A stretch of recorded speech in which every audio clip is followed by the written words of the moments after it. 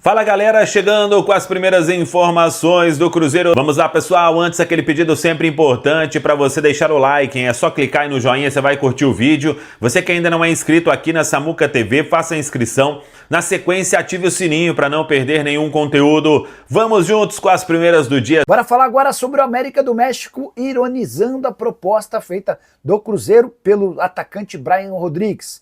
Formação da Fox do México dá conta de que a oferta feita pela Raposa foi considerada muito ruim por dirigentes do América. O Cruzeiro teria se disposto a pagar 60% dos direitos econômicos por cifras muito abaixo até de clubes brasileiros que em outro momento já estiveram na parada.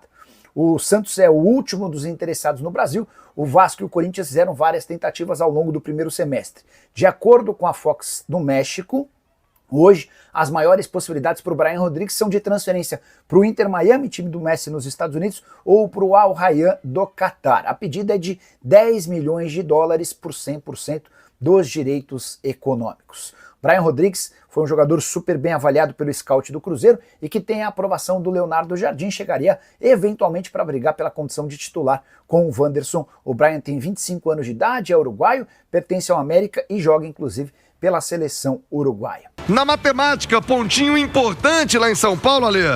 Eu acho que sim, viu, o Thiagão. Embora o Corinthians evidentemente viva uma fase muito tumultuada, né? É uma equipe que é difícil de ser batida. Eu estava falando do retrospecto. Se você pegar os últimos 11 jogos do Corinthians como mandante no Campeonato Brasileiro contra o Cruzeiro tem uma vitória só, né, jogando contra o Corinthians diante da sua torcida. É difícil, cara. Tudo bem que nessa temporada no Brasileirão o Corinthians já perdeu 2 vezes como mandante, né? Perdeu pro Bragantino e pro Fluminense. Mas eu acho que o jogo hoje foi um jogo muito duro. O Cruzeiro, e eu falava isso com o Hugo Sérgio lá na minha primeira intervenção, ele tinha que ter aproveitado o melhor momento dele na partida para traduzir em gol, né? E ele teve essas oportunidades, teve com o Christian, teve com o Caio Jorge no primeiro tempo. No segundo tempo, o Corinthians voltou numa outra rotação, competindo muito mais, vibrando muito mais, marcando muito mais forte, né? E aí teve as suas oportunidades. O Cruzeiro não deixou de jogar, mas o Corinthians se impôs um pouco mais, a torcida veio junto. E aí a dificuldade, evidentemente, ela foi maior, não tenha dúvida. E aí o Cruzeiro, eu acho que ele não deixou de jogar. Eu acho que o Corinthians, como eu falei, no segundo tempo bloqueou algumas das ações corintianas, mas no todo, se você entender que o segundo tempo foi mais equilibrado e no primeiro tempo o Cruzeiro foi melhor, o Cruzeiro até merecia uma melhor sorte. Então, acho que não ficou ruim. Por quê? Porque vai ser difícil para todo mundo jogar contra o Corinthians na Neoquímica Arena, e o desempenho do Cruzeiro dá uma perspectiva, por exemplo, que contra o Ceará o time vai voltar a jogar bem, porque o time não teve uma queda de produção. Então, acho que é normal. Não vai dar para ganhar todos os jogos, né? E tem essa invencibilidade também, que para um campeonato tão difícil como é o Campeonato Brasileiro, você passar 11 rodadas sem perder é muito significativo, viu, Thiago? Então, 4 empates agora do Cruzeiro na competição, e é o terceiro empate por 0-0, né? Porque empatou o clássico contra o Atlético 0-0. Aquele jogo com vitória, aquele lá que foi uma judiação, né? Porque o campo não tinha condição de jogar, foi 0-0, e agora 0-0 tem um empate também, que foi o começo da mudança do Cruzeiro, que foi no Morumbi contra o São Paulo 1-1. Foi quando o Léo Jardim começou a mexer no time, né? Então é o 4º empate, mas acho que tudo dentro de uma normalidade. Você vai ver também os rivais aí, Flamengo, Palmeiras. O Flamengo outro dia perdeu pro Santos, que o time é o Neymar e Neymar só. Então acho que esse tipo de resultado vai acontecer sim. Não adianta o torcedor ficar bravo, ficar nervoso. O negócio é continuar com esse trabalho que está sendo muito, mas muito bem executado. Sobre a partida, eu queria que você analisasse o comportamento do Cruzeiro. Pareceu, de acordo com algumas outras partidas, menos inspirado, vamos dizer assim. E também sobre um jogador em especial, que é o Vidalba, né? A gente, naquela linha de trazer, não individualizar, mas é um atleta que se doa muito. e ali no fim da partida foi preponderante, né, para manter esse 0-0 num lance do Corinthians. Obrigado, boa noite. Boa noite.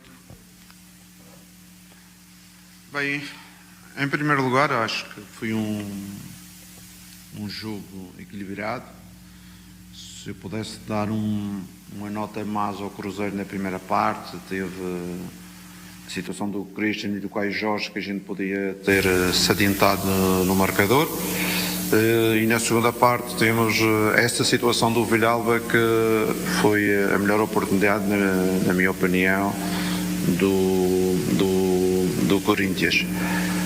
Uma relva muito boa, mas que sinceramente deu uma velocidade ao jogo que os meus jogadores não estão habituados, porque este tipo de relva, a velocidade do jogo é completamente diferente, e eu acho que a equipa não se adaptou bem. Houve alguns passes, algumas circulações que não foram como habitualmente nós fazemos. Tivemos alguns erros principalmente de passe na fase de construção. Os pretendiam ganhar, a equipa técnica, o clube, os fãs, mas no futebol temos que respeitar o adversário. Acaba por ser um empate que eu acho que justo, e é sempre um ponto fora de casa, sem sofrer golos, e continuar a nossa caminhada. O Cruzeiro fez uma coisa que foi, em 10 dias, de dia 3 ao dia 23, fizemos 4 jogos. 4 jogos, conseguimos 10 pontos em 4 jogos, todos eles com o seu grau de dificuldade, e foi um desempenho extremamente positivo, com a gestão de alguns jogadores.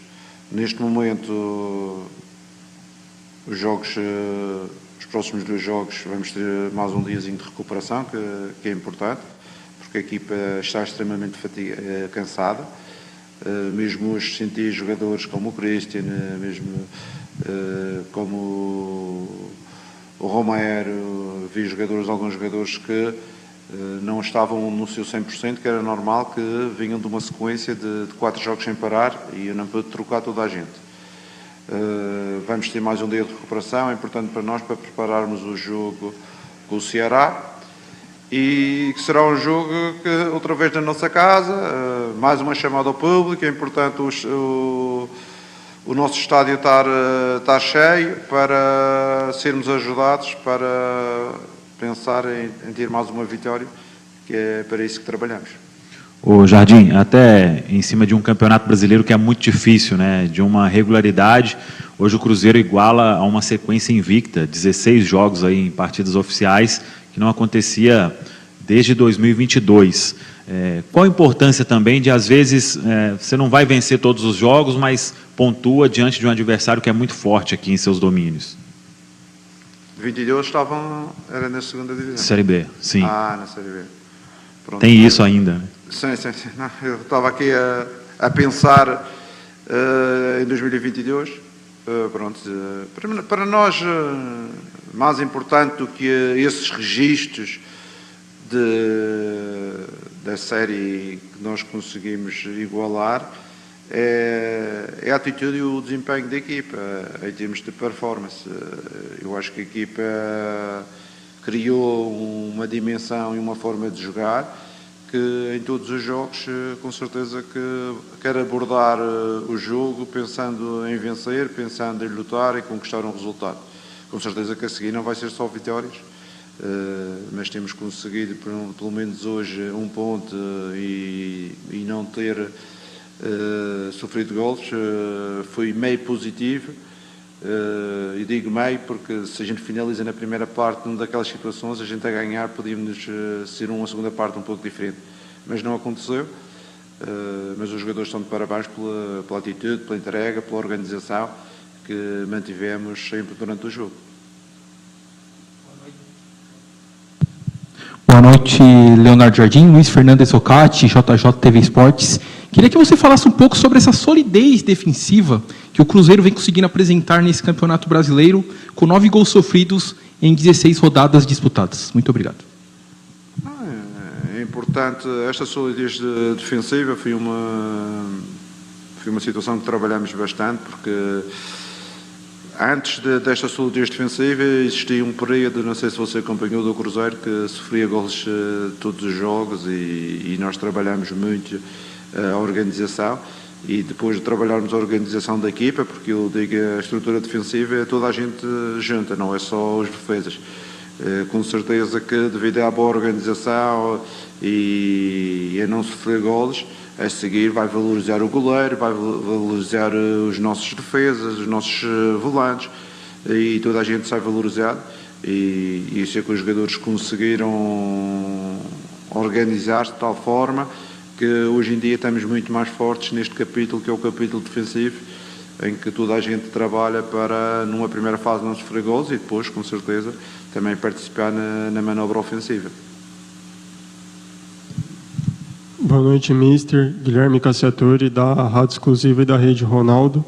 A gente vê cada vez mais treinadores portugueses vindo treinar aqui, e sempre quando surge um grande trabalho como é o seu, a gente vê comparações a outros treinadores portugueses que treinaram por aqui e obtiveram sucesso, como Arthur Jorge, Jorge Jesus e Abel Ferreira. Como você lida com essa comparação e como você enxerga que é importante essa globalização do futebol aqui no Brasil? Em primeiro lugar, eu sinceramente, todos esses portugueses que tiveram sucesso aqui, eu quando estava fora torci por eles, porque é sempre a imagem do treinador português, mas eu acredito que o treinador não tem nacionalidade, o treinador tem competências, e já disse isto anteriormente, e hoje tivemos um grande treinador, o Dorival, o treinador de seleção, a orientar o Corinthians. Existem bons treinadores aqui no Brasil, existe na Argentina, existe na Europa. É uma questão de competência, não de nacionalidade. O que os portugueses têm? Os portugueses têm uma certa metodologia em comum, em termos de organização do seu jogo e organização daquilo que é o futebol, mas é simplesmente uma ideia e uma corrente, porque bons treinadores existem em todo o lado, e volta aqui no Brasil existem excelentes treinadores, o Dorival é um grande treinador, e outros que já mencionei no passado. Mister, sobre a recuperação do Lucas Silva, como é que foi esse trabalho? Porque ele sai do campo, né, no jogo passado contra o Juventude com aquele problema no joelho, faz o exame, até tranquiliza o torcedor na segunda com uma mensagem, mas fica de fora e vem para o jogo. Como é que foi essa recuperação? Como é que foi o trabalho, acho que seu, da preparação física, de todo o grupo de saúde do Cruzeiro? Pronto, depois de ter acontecido aquele choque do Lucas, ele foi fazer os exames médicos. Durante essa noite já telefonei ao doutor, o doutor tinha-me dito que não tinha problemas ligamentares nem meniscais, que era o mais importante.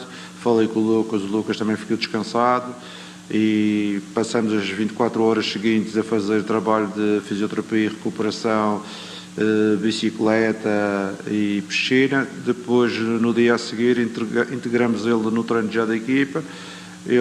As sensações foram boas, não teve nada contra, e hoje, depois de descansar, também sentia-se outra vez bem e acabou por jogar 90 minutos. Foi mais um susto do que realmente uma lesão.